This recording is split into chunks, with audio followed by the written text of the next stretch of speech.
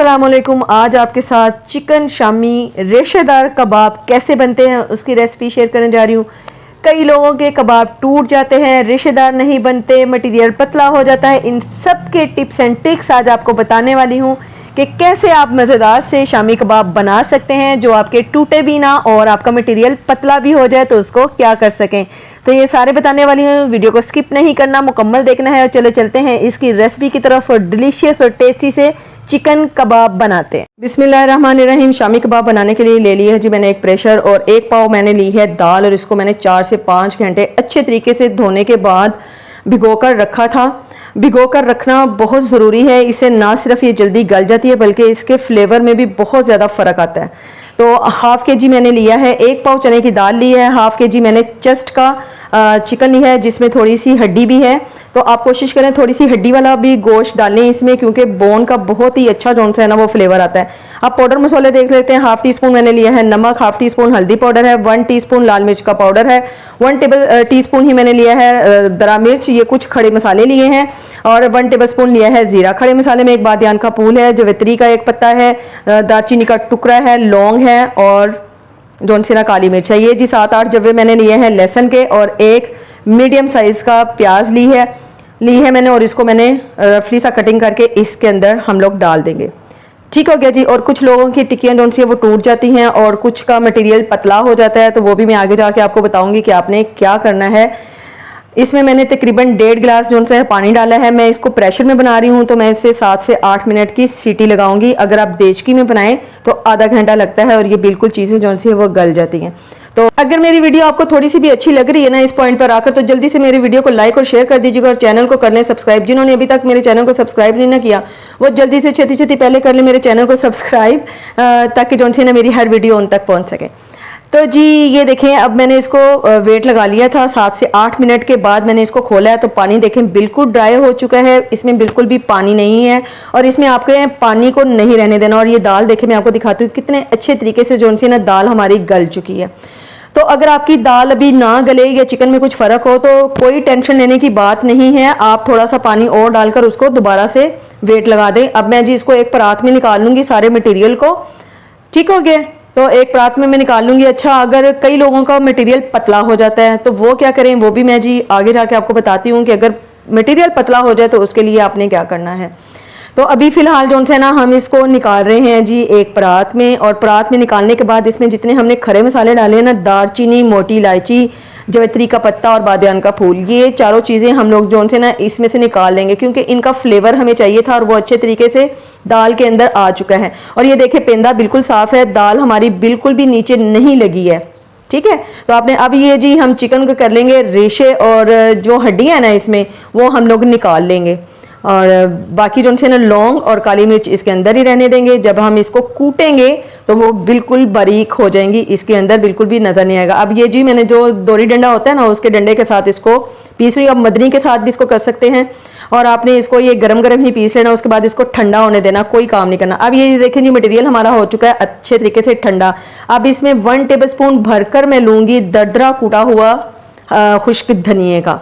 ठीक हो गया। और ये 4-5 मैंने ली है तीखी वाली हरी मिर्च, इसमें 1 लाल मिर्च है, ये ढेर सारा लिया है जी। धनिया मैंने ये तकरीबन 3 से 4 टेबल स्पून धनिया बारीक कटा हुआ, आपने मोटा कटा हुआ नहीं लेना है, बारीक बारीक सा कटा हुआ लेना है। 1 टेबल स्पून मैं इसमें डालूंगी जी घर का पिसा हुआ गरम मसाला, इसका फ्लेवर लाजवाब है जी, बहुत ही टेस्टी। और इसके अंदर मैंने थोड़ा सा पिपली और चिल्ली कबाब जोन से ना उसका भी पाउडर ऐड किया है, इससे बहुत ही मज़े का होता है। वैसे तो ये जोन से ना सीख कबाब में डाले जाते हैं, लेकिन इसका इतना मज़े का फ्लेवर आता है। आप ये डालकर एक दफ़ा शामी कबाब ज़रूर बनाइएगा।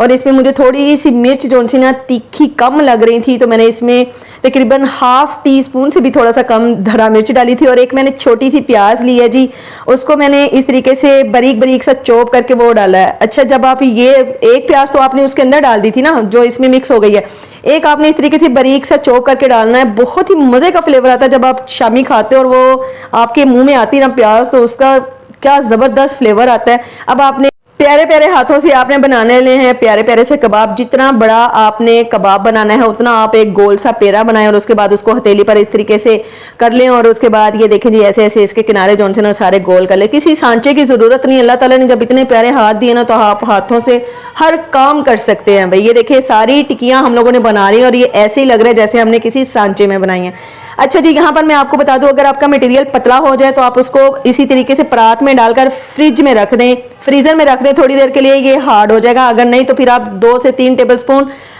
रोस्ट करके बेसन के डाल दें, उससे भी बिल्कुल फ्लेवर जो सा वो सही आएगा। और ये 2 मैंने ले लिए हैं जी एग, इनको अच्छे तरीके से मैं फेंट लूंगी। इसमें तकरीबन 1 चुटकी मैंने नमक ऐड किया है और 1 चुटकी ही मैं इसमें डालूंगी लाल मिर्च का पाउडर और इसको कर लेंगे जी अच्छे तरीके से मिक्स। ठीक हो गया। तो आपने ये देखें जी अंडा फेंट लिया है। अब एक एक कबाब पकड़ते जाएं और इसमें इसको कोट करें और पैन में मैंने ऑयल को कर लिया है गरम। अब इसको फ्राई करेंगे हम मीडियम टू लो फ्लेम पर, क्योंकि हमारा सारा मटेरियल जो सा है वो कुक है। हमने जस्ट इसको खूबसूरत सा प्यारा सा गोल्डन कलर देना है।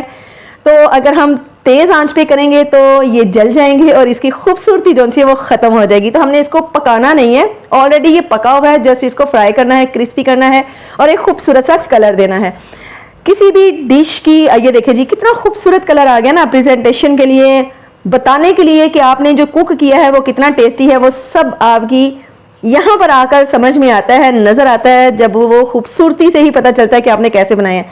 तो जी ये माशाल्लाह से अल्हम्दुलिल्लाह हमारे कबाब जो से वो देखें वो रेडी हो चुके हैं, बहुत ही टेस्टी और डिलीशियस बने हैं। आप इस तरीके से बनाएं, यकीन करें मुझे दुआएं देंगे आप, और खानदान में किसी ने नहीं ऐसे कबाब बनाए होंगे। अब इन कबाब के साथ एक जबरदस्त सा मैं रायता तैयार करती हूँ। आप उसके साथ ये रेसिपी भी आपके साथ शेयर कर रही हूँ। ये जी मैंने 1 कटोरी भरकर ले लिया है घर का दही, उसको अच्छे तरीके से फेंट लिया। एक मीडियम साइज का लिया है आलू और उसको मैंने बारीक बारीक से क्यूब्स में कटिंग कर लिया है। एक छोटी सी प्याज ली है, उसको भी मैंने बारीक चॉप कर लिया है। एक टमाटर लिया है छोटा सा और उसको भी मैंने चॉप कर लिया है। और इन तमाम चीज़ों को मैंने डाल दिया है दही के अंदर। अब जी मैं लूँगी हरी मिर्च, धनिया और पुदीना की चटनी जो मैंने कूट ली थी जी चट्टू डंडे में, और ये देखें जी वो उसका 1 टेबलस्पून इसमें डाल दें और इसको कर लेंगे अच्छे तरीके से मिक्स।